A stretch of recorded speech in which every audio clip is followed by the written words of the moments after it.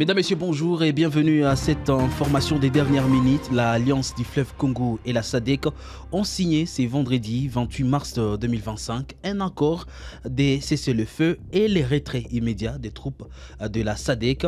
L'accord a été signé par le chef d'état-major général Sultani Makenga de la FC 23 et le major général Ibrahim Hona.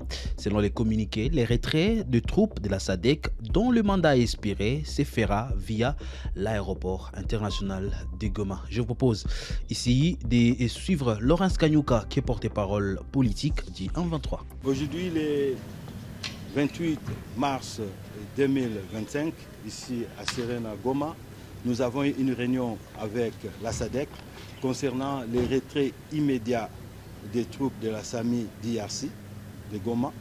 Et nous avons aussi discuté par rapport à la ouverture de l'aéroport de Goma, comme vous le savez très bien, qui est très endommagé par les bombes et des mines laissées par le régime de Kinshasa.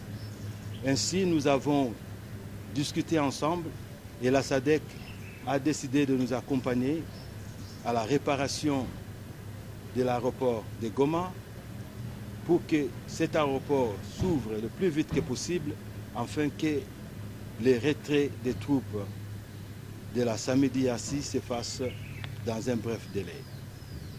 On peut estimer que ces troupes sont estimées à combien d'éléments? Mais jusqu'à présent, le nombre n'est pas encore connu. Nous sommes présentement en train de faire l'évaluation. Nous avons discuté avec eux et comme vous voyez, ils sont en train de partir dans leur camp, dans leur site. C'est pour évaluer, savoir combien d'éléments de SAMI d'IRC sont présents ici à Goma. Les retraits des troupes de la SADC, c'est-à-dire les militaires et leurs engins? Oui, les militaires et les équipements, ils seront répatriés chez eux. Ça veut dire que c'est par l'aéroport de Goma que la SAMIR va se retirer?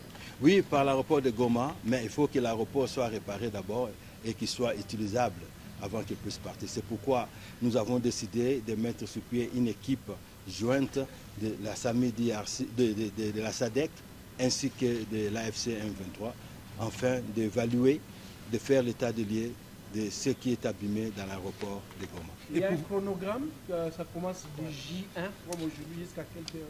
Bon, aujourd'hui on a fait d'abord des accords. Nous nous sommes dit qu'il y aura un cessez-le-feu.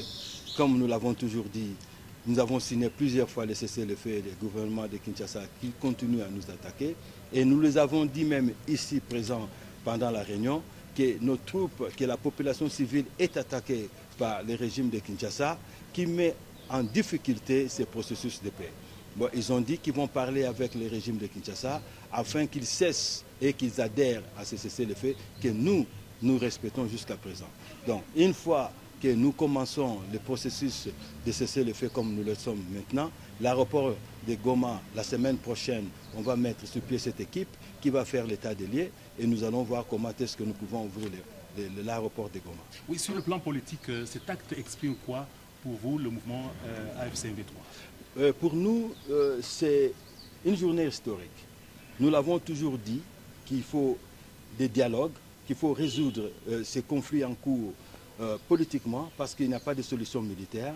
Et nous remercions la SADC aujourd'hui d'avoir compris qu'il n'y a pas une solution militaire à ces conflits. Et ils sont venus ici. Aujourd'hui, nous avons parlé aussi des dialogues. Donc, les retraits des troupes de la SAMI d'IRC fait partie des préalables avant le début des dialogues. Donc, ils veulent que les troupes soient parties pour qu'ils puissent assister la SADC où nous puissions avoir les dialogues avec le régime de Kinshasa. Messieurs, dames, c'est la fin de cette livraison spéciale des informations sur Kivu Morning Post. Je vous retrouve très vite pour d'autres informations. Portez-vous bien.